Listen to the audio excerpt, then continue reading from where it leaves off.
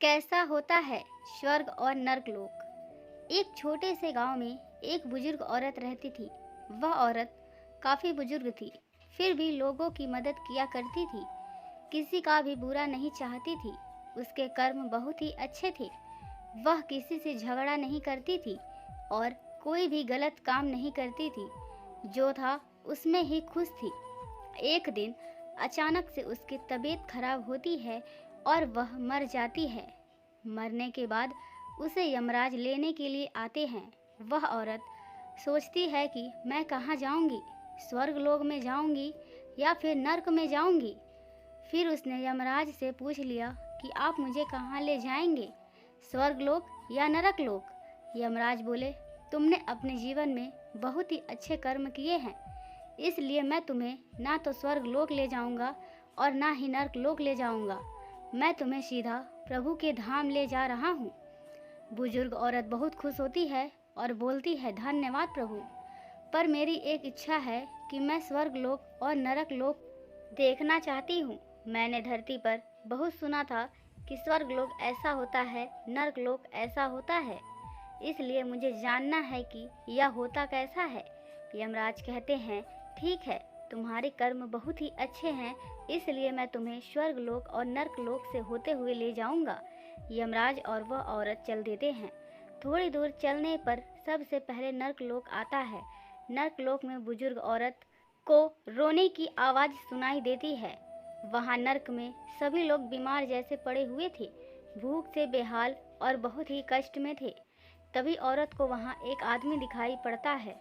वह आदमी से पूछती है, यहाँ सब लोग ऐसे हालत में क्यों हैं? आदमी बोला, मरने के बाद जब से हम यहाँ आए हैं, हमने एक दिन भी खाना नहीं खाया है। भूख से हमारी आत्मा तड़प रही है, इसलिए हमारी ऐसी हालत है। बुजुर्ग औरत की नज़र एक विशाल से बर्तन पर पड़ती है, करीब 100 फीट की ऊंचाई पर रखा था। उस बर्तन के ऊपर एक विशाल चम्मच भी था। बर्तन में से बहुत ही अच्छी खुशबू आ रही थी। बुजुर्ग औरत ने उस आदमी से पूछा, इस बर्तन में क्या है? आदमी बहुत ही मायूस होकर बोलता है, इस बर्तन में बहुत ही स्वादिष्ट खिचड़ी है।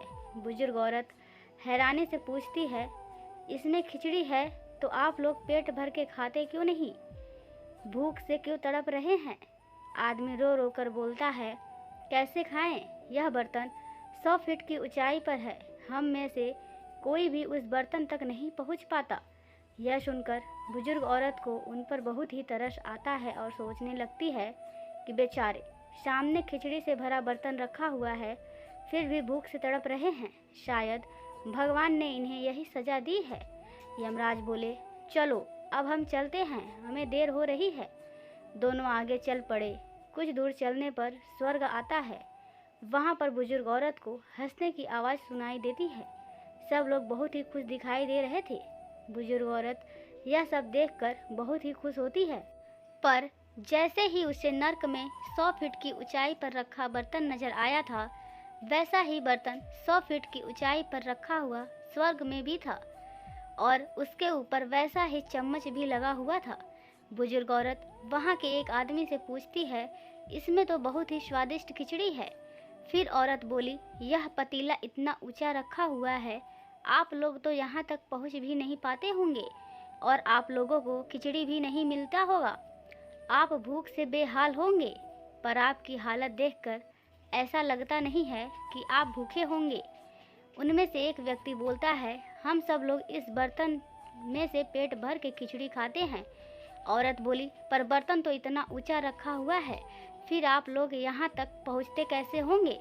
व्यक्ति बोलता है कि यहाँ पर कितने सारे पेड़ हैं, हमने इन पेड़ों की लकड़ी को लिया है और उसको काट कर फिर एक बहुत ही बड़ी सीढ़ी बनाई।